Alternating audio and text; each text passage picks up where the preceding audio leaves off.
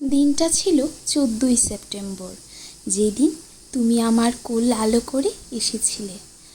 সেদিন তোমার আর আমার দুজনেরই শেষ দিন হতে পারত, কিন্তু ডক্টর সমান ভগবানের অশেষ কৃপায় আমরা দুজনেই সুস্থভাবে বেঁচে ফিরলাম আবার পৃথিবীতে।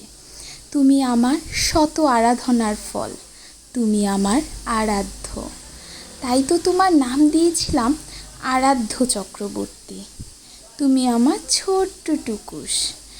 কীভাবে যে সময় কেটে যায় 2021 থেকে 2024। মিটিমিটি পায়ে তুমি এগিয়ে গেলে, তোমার 3 বছর পূর্ণ হয়ে গেল। তোমার আজকে জন্মদিনে তোমাকে অনেক শুভেচ্ছা। অনেক বড় হও বাবা, একটা ভালো মানুষ হও। টাকা পয়সা অর্থ সম্পদ সব কিছু হবে, কিন্তু ভালো মানুষ হতে হবে, সেটাই সবচেয়ে গুরুত্বপূর্ণ।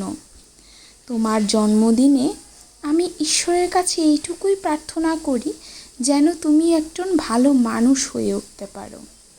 তার জন্মদিনটা মানে কেক কাটা, আনন্দ করা। সে বাইরে ঘুরতে অনেক পছন্দ করে আর কেক কাটতে অনেক পছন্দ করে।